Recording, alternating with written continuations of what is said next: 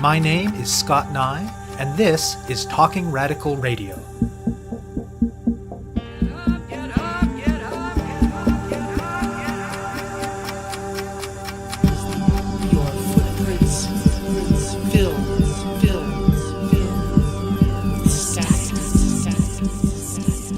Hello and welcome to Talking Radical Radio, where we bring you grassroots voices from across Canada.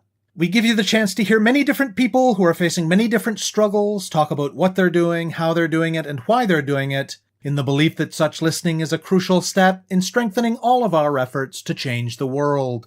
On this week's show, I'll be speaking with Luke Stewart.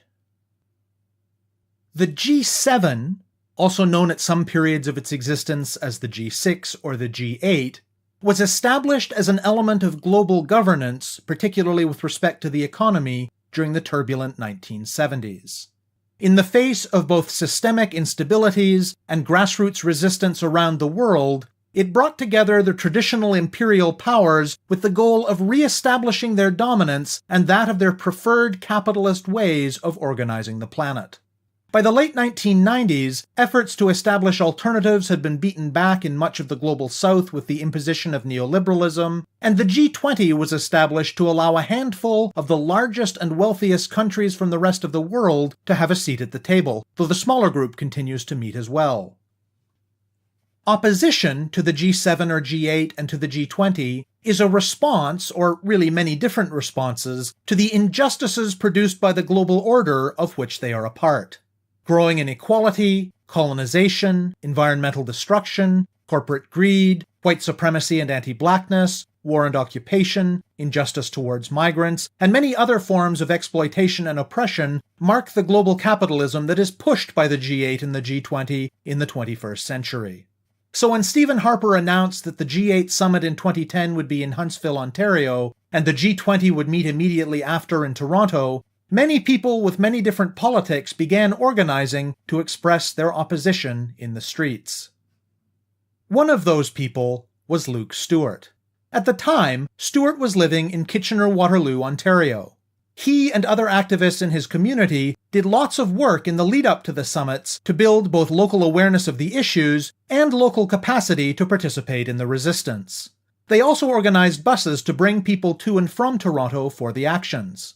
The plan in Toronto was to have a series of actions organized into themed days, each focused on a different area of struggle, and culminating in larger protest events on the Saturday and Sunday when the G20 meetings were taking place. Of course, what has stuck most prominently in public memory about that G20 summit is the lockdown of parts of downtown Toronto enforced by a massive wall, and the egregiously bad behaviour by the police. That included the largest mass arrest in Canadian history and a whole host of other abuses by law enforcement on the streets and in detention facilities. As reported widely in the media in the years after, even an internal police review after the fact agreed that there was widespread use of excessive force, overstepping of police authority, illegal arrests, and more, while a representative of the Canadian Civil Liberties Association was more blunt, characterizing it as, quote, rights violations on a massive scale, end quote. One of Stewart's pivotal experiences in that week happened on the Friday. He was preparing to enter a public park that was being used as a staging area by demonstrators. The police were blocking people from entering the park unless they submitted to a search of all of their belongings, and they were seizing items like protest signs, flagpoles, bike gloves, and swimming goggles.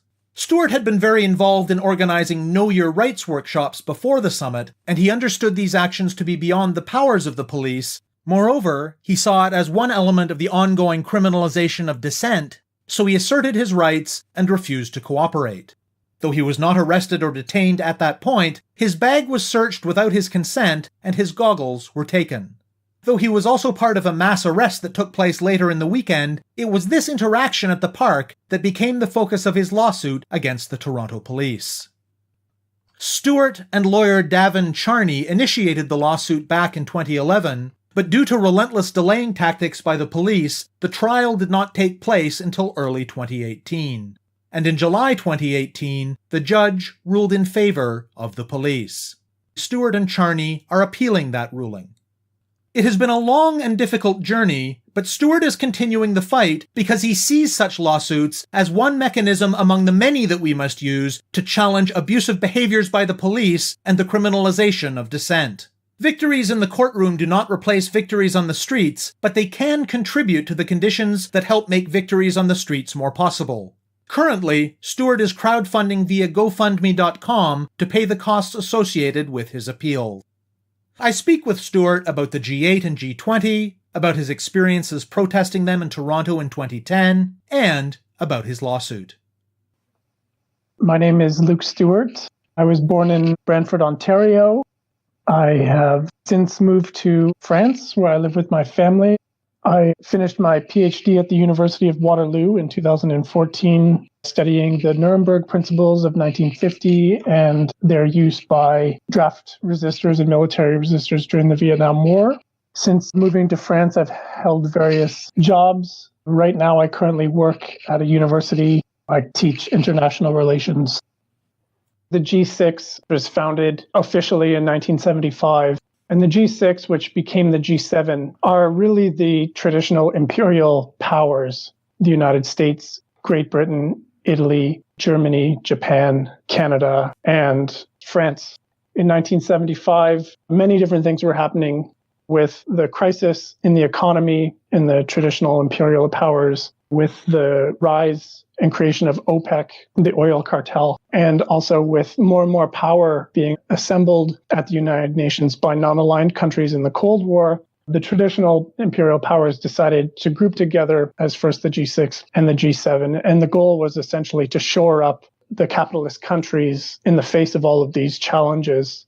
After the collapse of the communist regime in Russia, Russia was then added to the G7 to become the G8. Now, the G20 was formed in 1999 as a way, I guess, to better encircle the rest of the world, ensure that everyone is better coordinating the global economy, which in and of itself is not a bad thing. However, most of these countries who were added are countries like Indonesia, Saudi Arabia, Turkey, Brazil, South Africa. These countries are not pursuing a different global agenda than the current global capitalist system. And so they hold periodic meetings and they go to different member countries. In 2010, it was Canada's turn. Stephen Harper's government at the time decided that the G20 would be held in Toronto and the G8 would be held in Huntsville, Ontario. The main criticisms of these institutions, the G8 in particular, is that, for one thing, all of these powers in one way or another are responsible for ensuring the current economic system, which sees tremendous amounts of wealth being held in fewer and fewer hands. And we can just name off a few examples. The United States, for example, invading Iraq in 2003 and not really being held accountable for that. Canadian mining companies committing different human rights abuses around the world. The failure of the G8 and the G20 also to come to grips with the ongoing environmental catastrophe, the climate catastrophe. Also different things in terms of migrant justice, in terms of wars and occupation, the maintenance of a global system which is patriarchal in nature, as well as with the G8 and G20 being held in Canada, highlighting the attack on Indigenous sovereignty. So those are some of the reasons why people went into the streets. What kind of organizing were you involved with in the lead up to the summits? So in the lead up, I was living in Kitchener-Waterloo. There was a group in Toronto, the Toronto Community Mobilization Network, a coalition of groups in Toronto, which took on different aspects of organizing the protests. There was really different groups and initiatives that sprung up across Ontario and different provinces. In Kitchener-Waterloo, myself and some other local activists decided that we should do something as well. And so we organized the Kitchener-Waterloo People's Summit. This really came out of a need for some kind of educational program platform to spread the word out about what was coming to Toronto and Huntsville and why people around the world are upset at these global institutions. And so we decided to put on a 2-month-long initiative where we organized, as I said, Know Your Rights workshops, direct action workshops, organizing different events, organizing documentary screenings. One of the most important things that we did was securing funding to get buses in order to go to and from Kitchener-Waterloo each day of the summit. And so we really tried to educate people about what the G8 and G20 are, and we tried to show them different ways that they could become involved if they wanted to. So that's really what I was doing at the end of April, May, and all the way up leading to the event, which began in late June 2010. And describe your experiences during the week of actions in Toronto. I came on the Sunday night. The protests themselves began on the Monday, and there were different themed days of resistance from the Monday up to the Friday when the G8 started on June 25th, and then the weekend, the 26th, 27th. You could just feel the city of Toronto was different. I actually walked up along and I could touch the security fence that they had strewn around the downtown core in order to protect the world leaders who were coming. And so immediately I felt the real, almost negative atmosphere. The week of different theme days of resistance saw a tremendous outpouring of community organizing and mobilization from different groups all around Canada. I got to meet a whole bunch of people from all around the country. At the same time, there was a real heavy militarized police presence. There was also a festive atmosphere in the city of Toronto. Nearing the end of the week, things started to get a little more intense. At the environmental theme day, the police started to try to take people's flagpoles and placard sticks, for example, which I thought that was pretty strange. Different stories about people being stopped on bikes. For example, this didn't happen to me, but I know many people stopped on bikes for not having a bike light, for example, and getting a ticket. But really, on the Friday, the Justice for Our Communities Day, that's when things really stepped up. That's the day, June 25th, when the police had surrounded Allen Gardens Park. The plan was to rally at Allen Gardens and then try to march to the fence. So I got to the park, the northwest corner of the park. The first thing I saw was a big group of people and a line of police. I had been to numerous Know Your Rights workshops in the lead up to this. I had read different things. And one of the things that we learned is that you don't have to consent to a search and that the police can't search you unless you've been arrested or detained. And so the first thing I saw was the police had surrounded the park and they were searching people's bags and taking people's flagpoles. They made search of everyone's belongings a condition of entry into the park. I was taken aback by this. I was shocked. And so I decided to avoid that. The opening of the park in the northwest. I walked a little bit further into the center of the park and I tried to enter the park.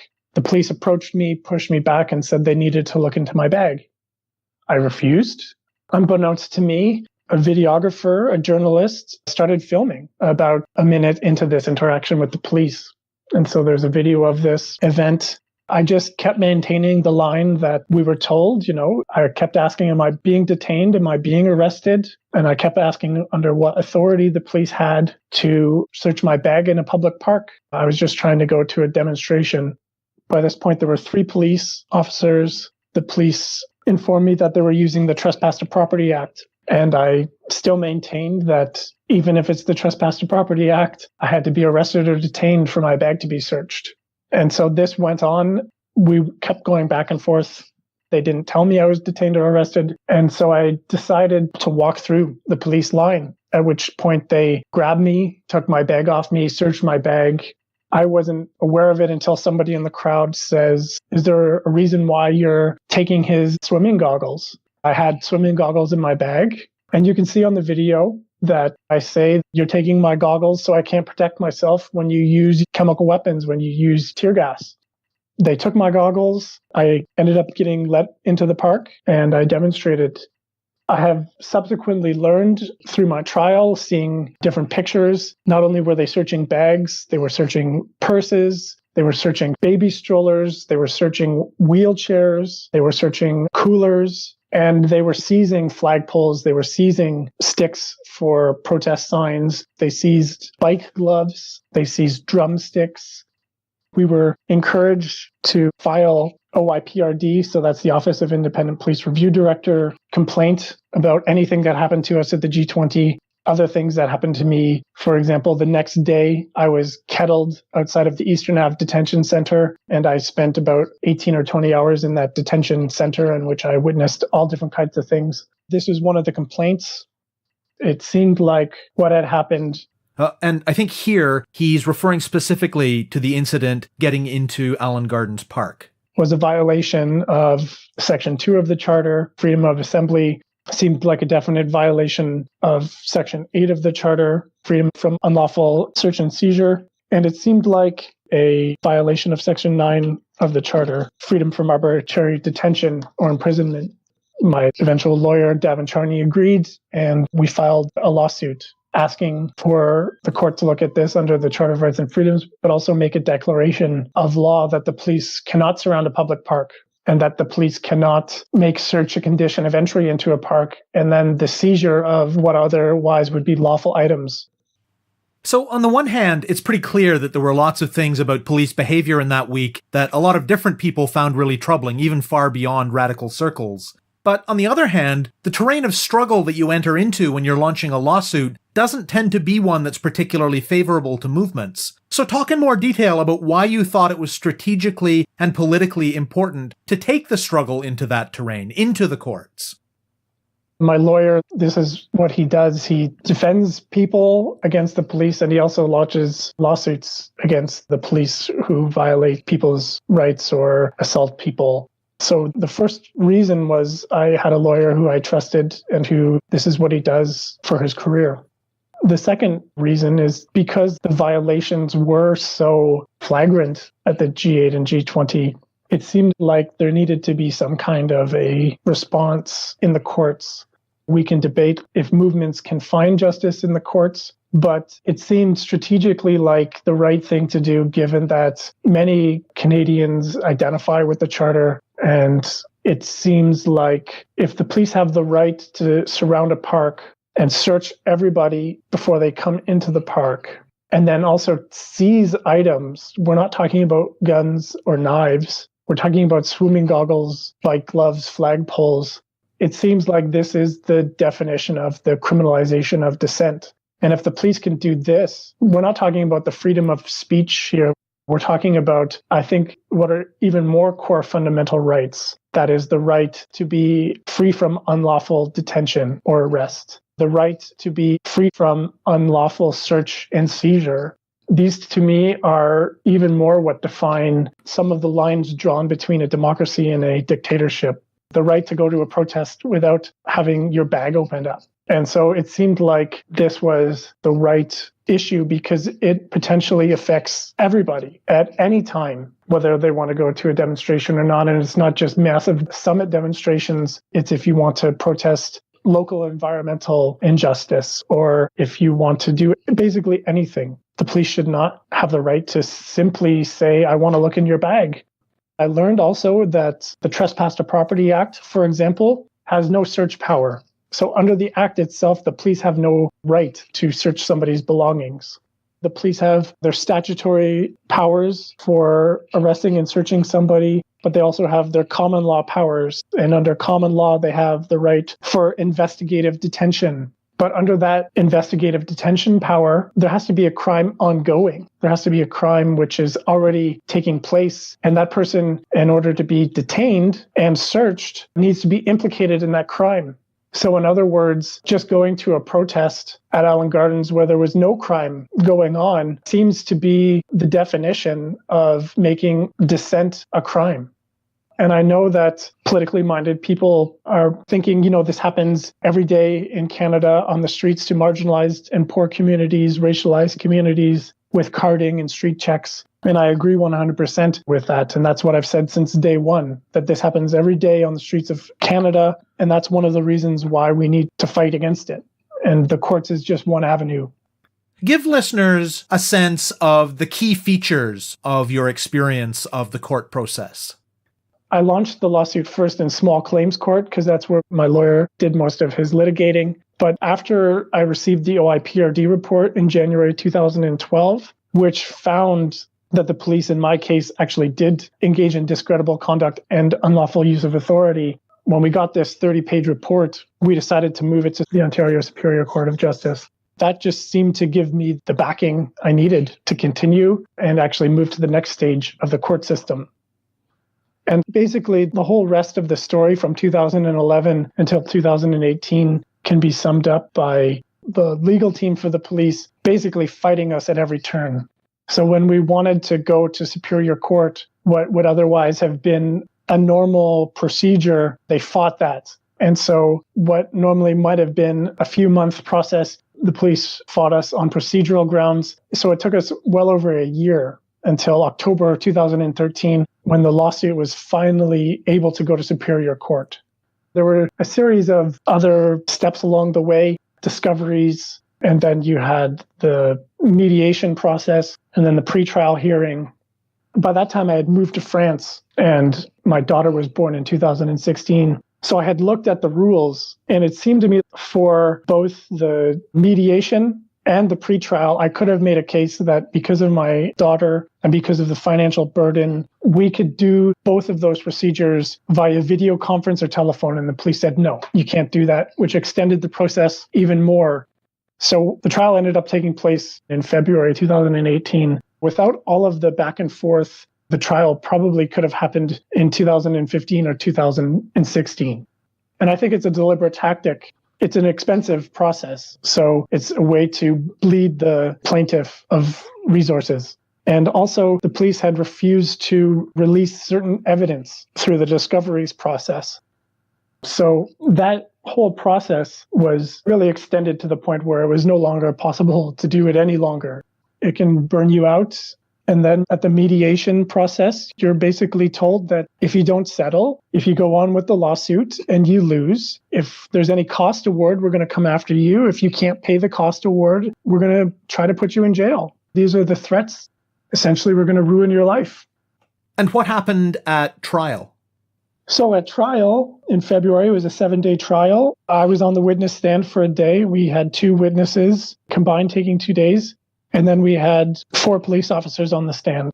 And so the lawyers for the police tried to say that I'm a selfish person. I didn't care about other people's safety. For example, one of the police officers on the stand said that it was clear that this was a setup, that I was just trying to get publicity. And, we made the arguments that I've essentially made. And the police made the argument that the Charter of Rights and Freedoms is not absolute, that the police needed to do this because this was a unique event, that there was a history of violence at G8 and G20 protests. That's why they needed to surround the park and make search a condition of entry. And so over those 7 days, we made our arguments, they made theirs. And in July 2018, the judge basically agreed with everything that the police said on the witness stand and agreed with everything the counsel for the police said, and made the decision that the police could use the Trespass of Property Act in this manner. And more than that, I was detained under the common law power of investigative detention, and that my charter rights were not violated,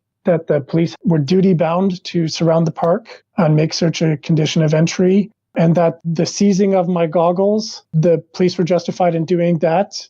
There's no justification made in the decision other than that it was necessary because my swimming goggles could defeat police tactics, in this case, could defeat the use of tear gas. And in fact, near the very end of the decision, the judge says, the seizure of the goggles is a trifling matter and not sufficiently material to require a charter analysis.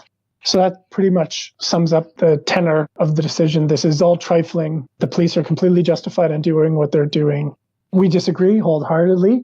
There's no search power under the Trespass of Property Act and under the common law power that the judge uses for investigative detention. There was no crime ongoing unless going to a protest is a crime. And the search we maintain was unreasonable because the search is connected to the detention and the seizure is connected to the police looking in my backpack. And that's not what the Trespass Property Act allows, and that's not what the police common law powers allow. So in the face of that loss in July, what are your next steps? So we lost the lawsuit, and the judge awarded the police $25,000 in costs. And so because we're appealing that, thankfully the cost decision is on hold. Right now, we filed the notice of appeal. It's not clear to me, but we have to order the trial transcripts in order to provide those transcripts to the appeals court. What's not clear to me is the cost of those. The fees for making the appeal, just to launch the appeal, and then the cost of the transcripts could be $8,000. And so just to do that, I need to raise money. So I've launched a GoFundMe campaign to raise money for the fees for launching the appeal and the court transcript fees. And then after those transcripts, my lawyer has to do what's called perfect the case, which means he needs to write a factum, make a book of authorities and all that kind of stuff. And then once that's all submitted, it should be another 6 months. Presumably, once this is submitted, we could have a possible decision by the Court of Appeal by next summer. So I know that what happened at the G8 and G20 was 8 years ago, but it seems to me that if we want to continue to live in a democratic society where there's some balance between the state and the ordinary person, we can't cede ground on two aspects. We can't allow the police or the government to infringe on our civil liberties based on intelligence that they say they have, that there's going to be violence. And then many years down the road at a trial, they don't have to produce that intelligence. If the police can do that, then they can get away with anything. And that's what this decision essentially suggests. The judge relies on the police just simply saying that we had intelligence, there was going to be violence. One of the healthiest things to come out of the G20 is renewed skepticism in police conduct and not just believing the pronouncements of the police. Secondly, we cannot give up the right of freedom from unlawful detention, arrest, search, and seizure. If we cede that territory, if we let the police unlawfully detain us and arrest us, search our belongings, then we're entering a very slippery slope towards a police state, towards the criminalizing of dissent. And we want to make sure that we are creating environments for people to demonstrate, to show that they're unhappy with what's going on, whether it's the Ford government in Ontario, whether it's the ongoing climate crisis, whether it's wars and occupation, whether it's for Indigenous sovereignty. We have to be able to ensure that as many people can come out of their homes as possible and feel like they can participate without being scared away by the police and the militarization of police. You have been listening to my interview with Luke Stewart. To learn more about his lawsuit against the Toronto Police and to donate towards his appeal, search for Luke Stewart G20 trial on GoFundMe.com. To find out more about Talking Radical Radio, the guests, the theme music, and the ways that you can listen, go to talkingradical.ca and click on the link for the radio show. On the site, you can sign up for email updates or follow us on Facebook, Twitter, iTunes, SoundCloud, and other platforms. I'm Scott Neigh, a writer and media producer based in Hamilton, Ontario, and the author of 2 books of Canadian history told through the stories of activists, published by Fernwood Publishing. Thank you very much for listening, and I hope you tune in again next week.